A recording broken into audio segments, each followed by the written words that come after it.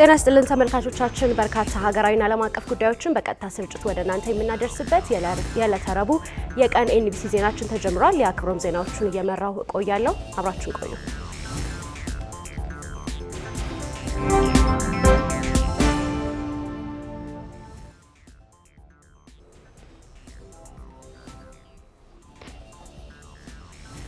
በቅድሚያ አርዕስተ ዜና። ጠቅላይ ሚኒስትር አብይ አህመድ በምስራቅ ሐረርጌ የስንዴ ልማት ውጤታማ ስራ ተመዝግቧል አሉ።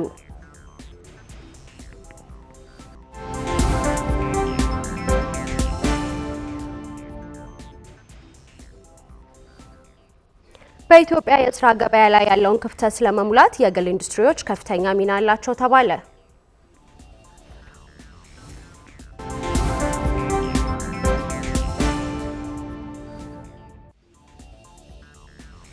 ከውጭ ኢራን ከአሜሪካው ፕሬዝዳንት ጋር ምንም አይነት ድርድር አልፈልግም አለች።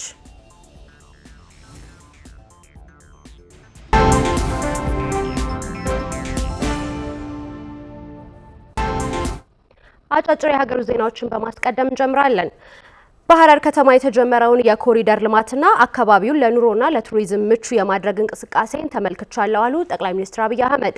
በከተማዋ የተጀመረው ስራ እምቅ አቅምን ማወቅ፣ አካባቢያዊ ጸጋዎችን ለብልጽግና መጠቀም፣ ማህበረሰብን ማስተሳሰርና የአመራር ቁርጠኝነትን ሲደመሩ ለውጥ እንዴት እንደሚመጣ ማሳያ ነው ብለዋል። ሐረርን እንደ ተምሳሌት በመውሰድ ከተሞቻችንን ለመቀየር የሚያስችሉ 7 አቅጣጫዎች አሉ ያሉት ጠቅላይ ሚኒስትሩ ጥንታዊ አካባቢን አናቦ ማዘመን፣ ታሪካዊ ሀብትን አውቆ ማልማት፣ የአመራር ቁርጠኝነት፣ አካባቢያዊ ልዩ ጸጋ ለቱሪዝም መጠቀም፣ ለኮሪደር ስራ አካባቢያዊ እውቀትን መጠቀም፣ በአካባቢ ጸጋ አካባቢን ማስዋብና አስፍቶ ማሰብ ያስፈልጋል ብለዋል። ጠቅላይ ሚኒስትሩ የኢትዮጵያ ከተሞች እንዴት መቀየር እንዳለባቸው ሐረር ተምሳሌት ናት ያሉ ሲሆን የጀጎል ግንብን ለመጠገን የተሰራው ስራ እንዴት እንደሚቀየሩ መማሪያ ነው ሲሉ ገልጸዋል።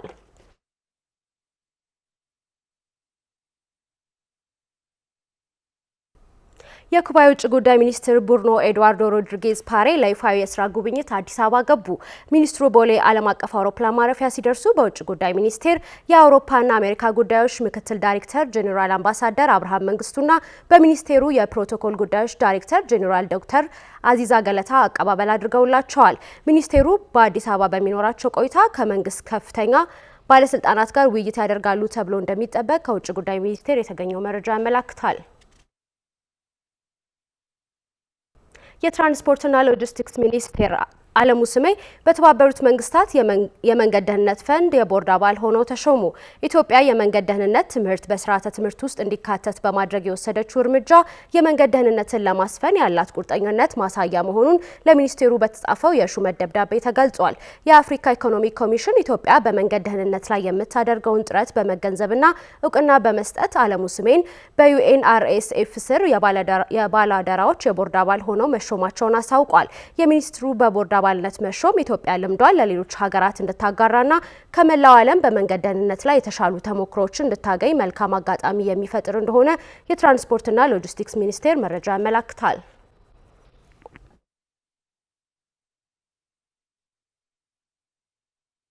57ኛው የአፍሪካ ኢኮኖሚክ ኮሚሽን ኢሲኤ የፋይናንስ ምጣኔ ሀብትና ፕላን ሚኒስትሮች ጉባኤ በባለሙያዎች ደረጃ መካሄድ ጀምሯል።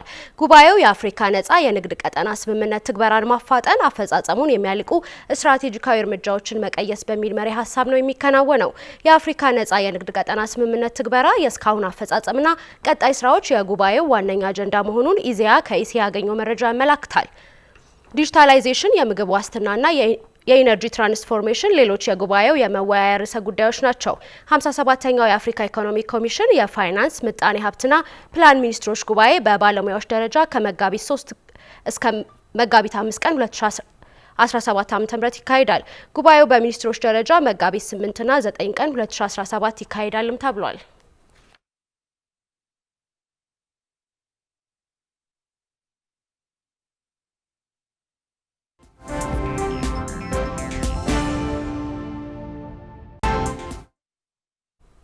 ከውጭ ወዳገኘናቸው አጫጭር መረጃዎች አለፍን። ተመልካቾቻችን የየመን ሁቲዎች በእስራኤል መርከቦች ላይ ጥቃታቸውን ለመሰንዘር መዘጋጀታቸው ተነገረ። በጋዛ ሰርጥ በሐማስና በእስራኤል መካከል የተደረሰው የተኩስ አቁም ስምምነት ማብቃቱን ተከትሎ የየመን ሁቲዎች በቀይ ባህር፣ በአረብ ባህርና በባብኤል ማንዳብ በሚተላለፉ መርከቦች ላይ ጥቃታቸውን ለመጀመር መዘጋጀታቸው ተገልጿል። የየመን ሁቲዎች ከአውሮፓውያኑ ህዳር 2023 ጀምሮ በቀይ ባህርና በኤደን ባህር ሲጓዙ በነበሩ መርከቦች ላይ ከ100 በላይ ጥቃት ማድረሳቸው ይታወቃል። ዘገባው የስትሬት ታይምስ ነው።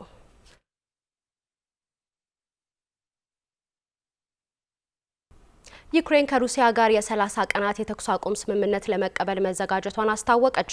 ዩክሬን ትላንት ባወጣችው መግለጫ በአሜሪካ የቀረበላትን ለ30 ቀናት የሚዘልቀውን የተኩስ አቁም ስምምነት እንደምትቀበል ገልጻለች። የተኩስ አቁም ስምምነቱ በሁለቱ ወገኖች ስምምነት መሰረት እንደሚራዘም ነው የተገለጸው።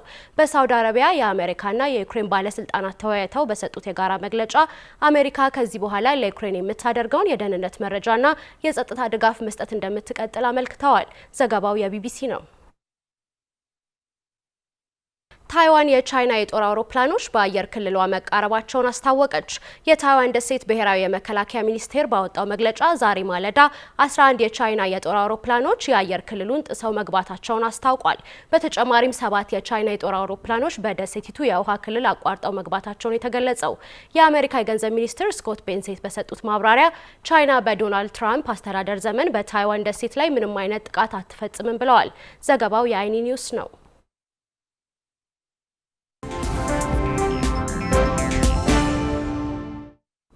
በዝርዝር ወደ ምንመለከታቸው ሀገራዊ ጉዳዮች ተሻገርን። በምስራቅ ሐረርጌ በበጋ የመስኖ ስንዴ ልማት ውጤታማ ስራ መመዝገቡን በስፍራው ጉብኝት ያደረጉት ጠቅላይ ሚኒስትር አብይ አህመድ ገለጹ። ጠቅላይ ሚኒስትሩ በሀገር አቀፍ ደረጃ ተግባራዊ በተደረጉ የሪፎርም ስራዎች በግብርናው ዘርፍ ምርትና ምርታማነትን በማሳደግ ውጤት ማስመዝገብ መቻሉን ተናግረዋል። የአብስራ ሚሊዮን በኢትዮጵያ በግብርና በኢንዱስትሪና በሌሎችም ዘርፎች የቀደመ የስራ ባህልን በመቀየርና ቴክኖሎጂዎችን ማዘመን ሀገራዊ ለውጥን ለማስቀጠል አስቻይ ሁኔታዎች መሆናቸው ይነሳል። ሀገሪቱ በምግብ ራሷን ለመቻል ከምታከናውናቸው ዘርፈ ብዙ ስራዎች መካከል ስንዴን በገፍ ማምረት ተጠቃሽ ነው።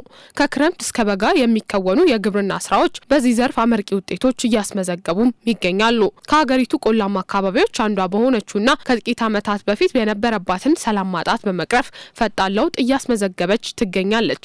ምስራቅ ሐረርጌ ከዓመታት በፊት በሴፍቲኔት ይታገዝ የነበረውን የምስራቅ ሐረርጌ ቆላማ አካባቢ አሁን ላይ በበጋ የመስኖ ስንዴ ልማት ውጤታማ ስራ መመዝገቡን በስፍራው ጉብኝት ያደረጉት ጠቅላይ ሚኒስትር አብይ አህመድ ገልጸዋል። በዚህ ዓመት የበጋ ስንዴ 3.5 ሚሊዮን ሄክታር ታርሷል።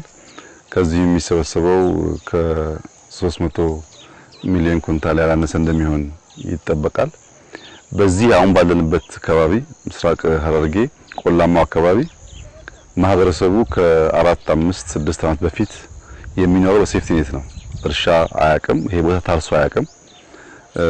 እንደ በረሃ የሚወሰድ ቦታ ነው።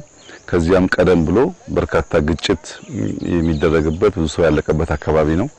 አሁን መለስተኛ ግድቦች እየገደብን በካናል በበጋ ስንዴ የጀመርነውን ስራ ከጀመርን በኋላ በዚህ አካባቢ ወደ 1000 ሄክታር ገደማ ታርሷል። አሁን ከተረጂነት ወጥተን የኛን ሀብት ተጠቅመን ራሳችንን መመገብ የምንችልበት ጅማሮ ስራ በጣም ፍሬ እያፈራ ካለባቸው አካባቢዎች አንዱ ምስራቅ ሐረርጌ ነው። ከ4 ዓመታት በፊት በምስራቅ ሐረርጌ በነበረው ሰላም ማጣት ሳቢያ ከ1.1 ሚሊዮን በላይ ሰዎች በሴፍቲኔት እገዛ ስር እንደነበሩና 74 በመቶዎቹ አሁን ላይ ከተረጂነቱ ነጻ መውጣታቸውን ጠቅላይ ሚኒስትሩ ተናግረዋል። በሀገር አቀፍ ደረጃ ተግባራዊ ከተደረጉ የሪፎርም ስራዎች ምቹ ያልሆኑ ከባቢዎችን ጭምር መቀየርና በግብርናው ዘርፍ ምርትና ምርታማነትን በማሳደግ ውጤት ማስመዝገብ መቻሉንም አክለዋል። ያየናቸው የተራራ ልማት በሰው ልጅ በህብረት እንደዛ አይነት አስደማሚ ስራ መስራት መቼም አስደናቂ ነገር ነው። ሰው ካላዩ አይገባውም። ያን የሚያክል ተራራ እንደዚሁ ለማየት የሚከብድ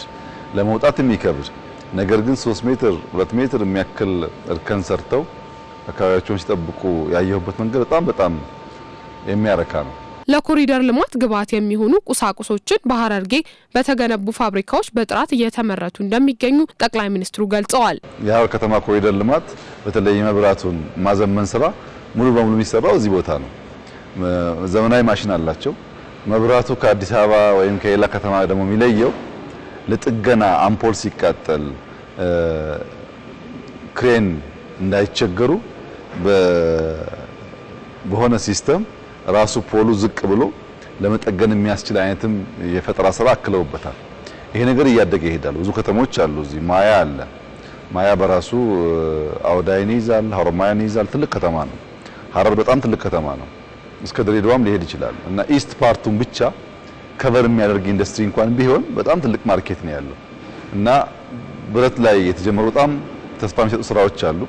እነሱን ስራዎች ከዚህ ኢንዱስትሪ ጋር ያገናኘን ስንሄድ ዲማንዱ ስላለ ገበያው ስላለ ኦልሬዲ ሙያው ደግሞ እየተፈጠረ ስለሆነ የህዝቡን ፍላጎት ለመመለስ ያግዛል። ለኔ ከኢንዱስትሪው በላይ ቅድም እንዳልኩት ሰዎች ተፈናቅለው ከሚያለቅሱበት አሁን ብረቶች የሚቆርጡበትና ፈጠራ የሚካሄድበት ቦታ ሆኖ ማየቴ በጣም ከፍተኛ ተስፋ ሰጥቶኛል። ከኢንዱስትሪው ባሻገር በምግብ ራስን ለመቻል በሚከወነው የሌማት ትሩፋት ስራ በሐረርጌ ከተማ እየታዩ ያሉ ስራዎች አድንቀዋል።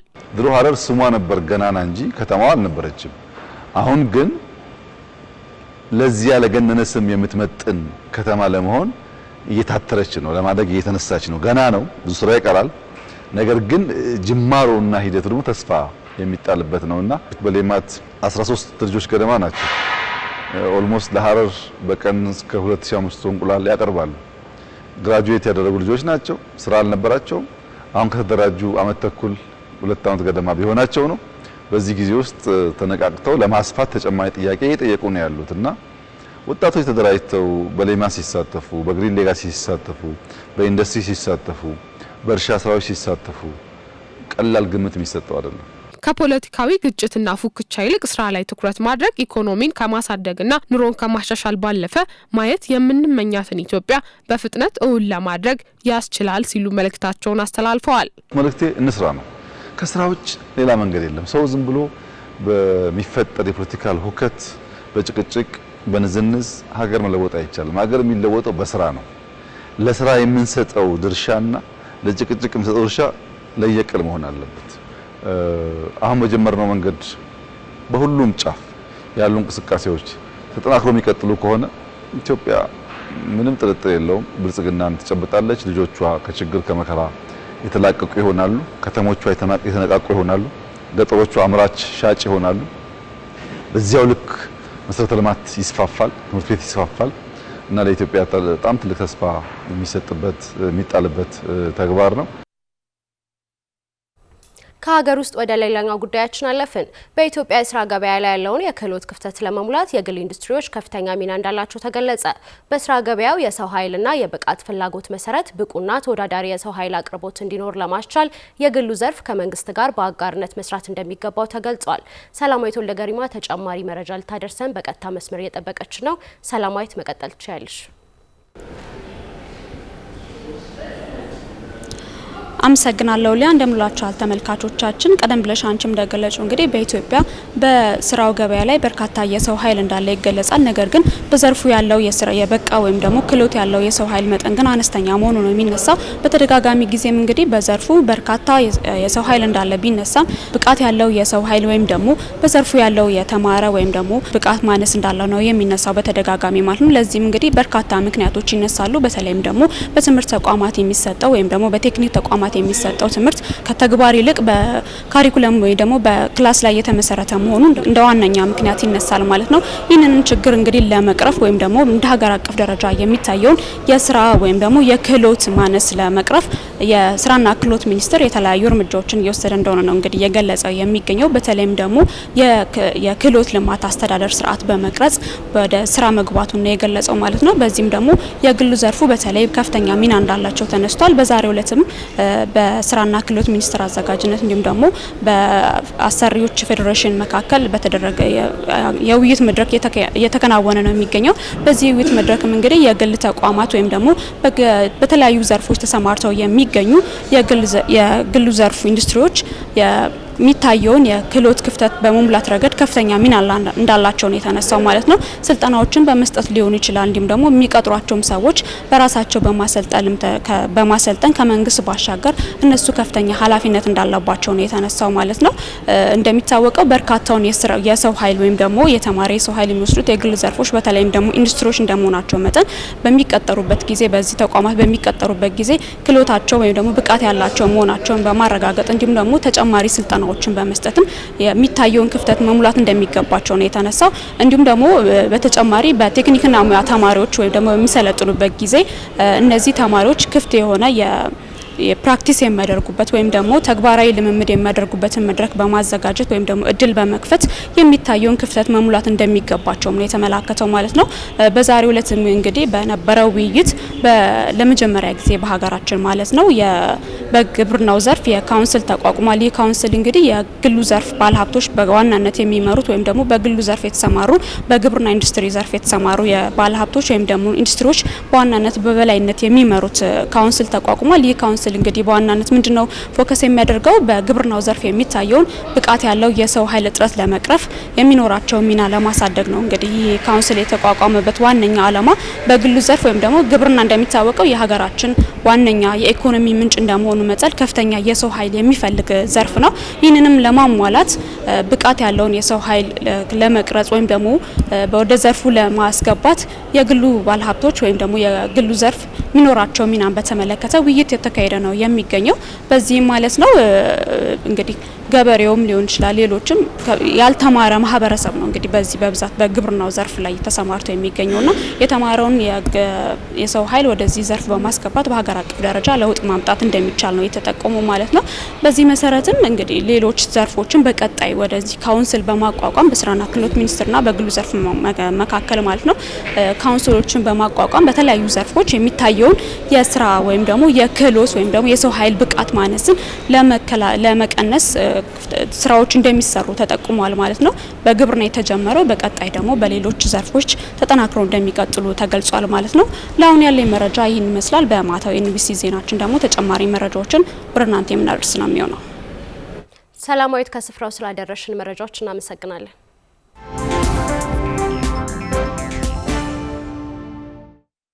በትንታኔ ወደምንመለከተው ዓለም አቀፋዊ መረጃ አለፍን። የኢራን ባለስልጣናት ከአሜሪካው ፕሬዝዳንት ዶናልድ ትራምፕ ጋር ምንም አይነት ድርድርና ስምምነት እንደማይፈልጉ ገለጹ።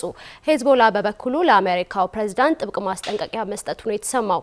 የዓለም አቀፉ ትንታኔ ዘገባችን መርጦ ያተኮረበት ርዕሰ ጉዳይ ነው፣ እንደሚከተለው ይቀርባል። አሁን የፈለከውን ፈጽም ካንተ ጋር ድርድር ይሉ ስምምነት አላደርግም ግን ደግሞ ተጠንቀቃሉ። የኢራኑ ፕሬዚደንት ማስኡድ ፔዜሽኪያን የአሜሪካውን ፕሬዚደንት ዶናልድ ትራምፕን ኢራን ብቻም አይደለችም የሄዝቦላው መሪ ሼክ ናኢም ቃሲምም አስጠንቅቀዋቸዋል ነው የተባለው። ይህንኑ ርዕሰ ጉዳይ ለዓለም አቀፉ ትንታኔ ዘገባችንም መርጠን አሰናድተነዋል። ከትንታኔ ዘገባው ጋር ትዕግስቱ በቀለ ነኝ። የኢራኑ ፕሬዚደንት ማስኡድ ፔዜሽኪያን ትናንት ምሽቱን የሰጡት የልህ ማብራሪያ የኢትዮጵያውን የውጫሌ ውል አስታውሷል። ያውም እቴጌ ጣይቱ እኔ ጦርነት አልፈልግም ሴት ነኝ፣ ነገር ግን ደግሞ ጦርነት የምትፈልግ ከሆነ አይምሽብህና ያሉትን አሳይቷል። የኢራኑ ፕሬዚደንት አሏቸው ትራምፕን ዱ ዋት ዩ ዋንት ነው ያሏቸው። ከዘላለም ባርነት የአንድ ቀን ነጻነት አለያም ግዛኝ ብለው ሊሸጠኝ አሰበ ይሉትን መሆኑ ነው። የኢራኑን ፕሬዚደንት ማስኡድ ፔዜሽኪያንን እንደዚያ በእልህና በብሶት ትክትክ ግንፍል አድርጎ ውረድ ከራሳችን ያስባላቸውን ነገር የተናገሩት ደግሞ ከቅርብ ቀናት በፊት የሀገሪቱ መንፈሳዊ መሪ አያቶላ አሊ ሰይድ ካሚኔይ ታህራን በአሜሪካ ጫናና ማስፈራሪያ ለድርድር አትቀመጥም ማለታቸውን ተከትሎ ነው። የኢራን የመገናኛ ብዙሃን ባሰራጩት ዘገባቸው የኢራኑ ፕሬዚደንት ማስኡድ ፔዜሽኪያን ሀገራቸው በየትኛውም ዛቻና ስጋት ውስጥ ሆና ወዲያም ለአሜሪካ ሰጊድ ሰላም ብላ ለድርድር አትቀመጥም፣ ከፈለጋችሁም ደግሞ አሉ ፕሬዚደንቱ ማስኡድ ፔዜሽኪያን ከፈለጋችሁም ደግሞ ያንን የገሃነም ደጃፋችሁን ክፈቱ ሲሉ ያሽሙር ልምጫቸውን አሳርፈውባቸዋል በትራምፕ ላይ። ጉዳዩ ለማያውቁሽ ታጠኝን አሊያም የሚሰግዱላችሁን አስፈራሩ አሊያም በደካሞቹ ላይ ተጫወቱ መሆኑ ነው። አሜሪካ በዛቻና በማዕቀብ በማስጠንቀቂያ ልታስጎበድደን አትችልም፣ ይሄ በእኛ ዘንድ ተቀባይነት የለውም ነው ያሉት። የአሜሪካው ፕሬዚደንት ዶናልድ ትራምፕ ከፎክስ ኒውስ ጋር ባደረጉት ሰፊ ቃለ ምልልስ እኔ ለኢራን መሪዎች ደብዳቤ ጽፌላቸዋለሁ። እንዲህ ስል በኒውክለር ፕሮግራማችሁ ዙሪያ ብንግባባ ብንስማማ ይበጃል። ምክንያቱም ወደ ወታደራዊ እርምጃ ከሄድን ለእናንተ እጅግ የሚያስጨንቅና የሚከብድ ይሆናል ብያቸዋለሁ ሲሉ ተናግረዋል። የኢራኑ መንፈሳዊ መሪ አያቶላ አሊ ሰይድ ካሜኔ የትራምፕን የወታደራዊ እርምጃ እቅድና ዛቻ በተመለከተው ንግግራቸው አንዳንድ ሞኝና ጉልበተኛ መንግስታት የዚያን መሰል ነገር ቢያስቡ አይደንቀንም። ቀድሞ ነገር ኢራን በተደጋጋሚ የኒውክለር ጦር መሳሪያ ለመታጠቅ እንደማትፈልግ ገልጣለች። ታዲያ ስለምን የኒውክለር ድርድር ይሉናል ሲሉ ተናግረዋል። የኢራን ሹማምንት ያንን ይበሉ እንጂ ግን 60 በመቶ የተጣራ የዩራኒየም ምርት ማዘጋጀታቸው ይነገራል። ያ ማለት ደግሞ የኒውክለር ጦር መሳሪያ አሊያም የአቶሚክ ቦምብን ለመስራት 90 በመቶ መቃረቧን የሚያሳይ ነው ሲል የዓለም አቀፉ የአቶሚክ ተቆጣጣሪ ተቋም ደግሞና ደጋግሞ ያስጠነቅቃል። ኢራን በሀገሪቱ ፕሬዚደንትም በመንፈሳዊ መሪዋም ለአሜሪካ ብርቱ ማስጠንቀቂያ ስትሰጥ የህዝቦላው መሪ ሼክ ናኢም ቃሲምም ትራምፕን አስጠንቅቀዋቸዋል ነው የተባለው። ቃሲም ለትራምፕ የሰጡት ማስጠንቀቂያ ትራምፕ ምንም አይነት ጥቃት በኢራን ላይ እንዳያውጁ ነው። በአሜሪካ መንግስት በአሸባሪነት የተፈረጀው ህዝቦላ ከኢራን ጋር የቀረበና ብርቱ ትብብር እንዳለው ይነገራል። በሌላ ዜና ደግሞ የህዝቦላ ኃይል ከእስራኤል ጋር በገባበት ከባድ ጦርነት ክፉኛ መጎዳቱ ይነገራል። ይሁንና ግን የህዝቦላው መሪ ሼክ ናኢም ቃሲም በቅርቡ በሰጡት መግለጫ ከእስራኤል ጋር ጦርነቱን ያቆምነው በስምምነት ነው እንጂ ኃይላችን ተዳክሞ አልያም ተሸንፈን አይደለም ማለታቸው አይዘነጋም። የህዝቦላው መስራችና መሪ ወዲያም ለረጅም ጊዜ የመሩት ሼክ ሐሰን ናስራላህ ባለፈው መስከረም ወር በደቡባዊ ሊባኖስ ክፍል በእስራኤል ጥቃት ከተገደሉ በኋላ ድርጅቱን እንዲመሩ የተሰየሙት ሼክ ናኢም ቃሲም አሜሪካ በኢራን ላይ ጦርነት የምታውጅ ከሆነ የድፍን ዓለም የምጣኔ ሀብት ይንኮታኮታል፣ የመካከለኛው ምስራቅ ቀጠና ምድርም ደግሞ ግዙፍ የሆነ ውድመት ይገጥመዋል ሲሉ ነው ያስጠነቀቁት። በዚህ ወቅት ኢራን የኒውክለር ጦር መሳሪያ እንዳትይዝ በሚል አሜሪካና እስራኤል ወታደራዊ አማራጭ ሰይፋቸውን ሁለት ፊት ስለው ፊት ለፊት እየተመለከቷት ነው። አሜሪካና እስራኤል ወደ ወታደራዊ አማራጭና እርምጃ የሚገቡ ከሆነ ደግሞ ደህና ሰንብት የዓለም ሰላምና የምጣኔ ሀብት ከቶም ላያንሰራራ ላያገግምም አንክት ድቅቅ ይላል ሲሉ የሚያሳዩት የወታደራዊና የፖለቲካው ዘርፍ ተንታኞች እህል ቆመሳፍርት የላቸውም። ትራምፕ አንዳንድ ጊዜ ወደ ልቦናቸው መለስ ሲሉ ይመስል ከወታደራዊ አማራጭ ይልቅ የድርድሩን መስመር እንደሚመርጡ ይገልጣሉ። የህዝቦላው መሪ ሼክ ናኢም ቃሲም ከአልማነር ቴሌቪዥን ጋር በነበራቸው ሰፊ ቃለ ምልልስ እንዲህ ነው ያሉት። ትራምፕ ከእስራኤል ጋር አብሮ በኢራን ላይ ጦርነት የሚያውጅ ከሆነ በእርግጠኛነት እነግርሃለሁ አሉት። የአልማናር ቴሌቪዥን ጋዜጠኛውን ትራምፕ ከባድ ዋጋ ይከፍላል፣ ግን ደግሞ ወደ ልቦናው ተመልሶ ካልመዘነው በስተቀር የከፋ አደጋና ውርደት እንደሚያገኘው አልጠራጠርም ነው ያሉት። ቃሲም አክለውም እስራኤላውያኑ ብልጣብልጦች ናቸው፣ አሜሪካን ገፋፍተው ከግንባር ሊያሰልፏት ቁማርም ቀመርም አስልተዋል ሲሉ አሳይተዋል። ህዝቦላና እስራኤል በሐማስ ከተጀመረው ጦርነት ጋር በተያያዘ ከዓመት በላይ በእሳትና አሲድ መተጋተጋቸው ይታወቃል። እስራኤልና ህዝቦላ ጦርነታቸውን ያቆሙት ባለፈው ዓመት ህዳር ወር በተደረሰ የተኩስ አቆም ስምምነት መሆኑም አይዘነጋም። በዚያ የህዝቦላና የእስራኤል ጦርነት ታዲያ በሊባኖስ ከ3000 በላይ ሰዎች ተገድለዋል። 80 የእስራኤል ወታደሮችና 47 ንጹሐን እስራኤላውያን መገደላቸውን የተባበሩት መንግስታት ድርጅትና የእስራኤልን መንግስት ዋቢ አድርጎ አሶሺየትድ ፕሬስ ዘግቧል። የህዝቦላው መሪ ሼክ ናኢም ቃሲም በረዥሙና ዝርዝሩ ማብራሪያቸው ትራምፕ ቀላል ሰው አይደለም፣ ጨበጥኩት ብለው ለሚያስቡ እንደ አሳ ተሙለጭልጮ ሲያፈተልክባቸው ሲያምኑትም የሚከዳ ለቃሉ የማይታመን ይህችን ዓለም ፊት ለፊት ሳይሆን የሚያት ከጫካ ተደብቆ ይመስላል። ከእርሱ ጋር ደስታን ለመጋራት ያቀዱትን ቂም አስረግዞ ሰዷቸዋል። እሱን በተገቢው ለተረዳው ሰው እርሱ አሉ ትራምፕን መሆኑ ነው። he is a monster aiming to control the world if he can ያሉት። ግን ደግሞ ትራምፕ ዓለምን መቆጣጠር ይችል ይሆን? ከተዳከሙለት አዎን ያደርገዋል። ግን ደግሞ አንተስ ማነህ ካሉት ይልፈሰፈሳል ነው ያሉት። የህዝቦላው መሪ ሼክ ናኢም ቃሲም በጋዛ ሰርጥ በሐማስና እስራኤል መካከል ለተነሳውና ከ16 ወራት በላይ ለቀጠለው ጦርነት ከፍልስጤማያኑ ጎን መሰለፉን የሚገልጠው ህዝቦላ እንዲሁም የየመን ሀውቲዎች በፍልስጤማያኑ ላይ የሚደርሰው ሰቆቃ የማያበቃ ከሆነ ዛሬም የተሳለ ሰይፋቸው እንደተቃጣ መሆኑን እየገለጡ ነው። የጋዛ ሰርጥ ፍልስጤማውያን አበሳ ክፉኛ እየተባባሰ መሆኑ ይነገራል። እስራኤል ከባለፈው መጋቢት 2025 እሁድ ቀን ጀምሮ ሐማስ የተራዘመውን የተኩስ አቆም የመጀመሪያ ዕቅድ ካልተቀበለ ስትል ወደ ጋዛ ሰርጥ ምንም አይነት እርዳታ እንዳይገባ መዝጋቷ ይታወሳል። በሳምንቱ እሁድ ደግሞ ከ2 ቀናት በፊት በጋዛ ሰርጥ የሚሄደውን የኤሌክትሪክ መስመር ማቋረጧም ይታወቃል። በተባበሩት መንግስታት ድርጅት የህፃናት መርጃ ተቋሙ ዩኒሴፍ ዛሬ ባወጣው መግለጫ ደግሞ ከጋዛ ሰርጥ ነዋሪዎች 90 በመቶ የውሃ እጥረት እንዳጋጠማቸው አስታውቋል። ዩኒሴፍ ትናንት ለዛሬ አጥቢያ ባወጣው መግለጫ በጋዛ ሰርጥ ፍልስጤማውያኑ አስከፊ የሆነ የውሃ እጥረት ገጥሟቸዋል ነው ያለው። በጋዛ ሰርጥ የዩኒሴፍ ኃላፊው ሮዚላ ፓውሊን በሰጡት ማብራሪያ በ2024 የአውሮፓውያኑ በጋዛ ሰርጥ 600 ሺህ የሚሆኑ ፍልስጤማውያን የመጠጥ ውሃ ቢያገኙም ዛሬ ግን ያ የለም ተቋርጧል ነው ያሉት። በጋዛ ሰርጥ የሚንቀሳቀሱ የመንግስታቱ ድርጅት የእርዳታ ተቋማት ባወጡት የዛሬ መግለጫቸውም 1.8 ሚሊዮን አልያም ከፍልስጤማውያኑ ግማሽ ያህሉ ህጻናትና እናቶች ወዲያም አቅመ ደካሞቹ አስቸኳይ የሆነ የመጠጥ ውሃ የንጽህናና የጤና እርዳታ ያስፈልጋቸዋል ነው ያሉት። ይሄ ደግሞ ፍየል ወዲያ ቅዝምዝም ወዲህን መሆኑ ነው። ፍልስጤማውያን የሚፈልጉት ሌላ፣ የሚገጥማቸው ደግሞ ጦርነትና ችግር። ትንታኔ ዘገባውን ስናዘጋጅ በዋቢነት ሂንዱስታን ታይምስን፣ ሳባ ኒውስን፣ ዘ ታይምስ ኦፍ ኢዝራኤልን፣ ጋልፍ ታይምስን፣ ሚያሚ ሄራልድን፣ ሲቢኤስ ኒውስን፣ ጄሩዛሌም ፖስትና ራውተርስን ተጠቅመናል።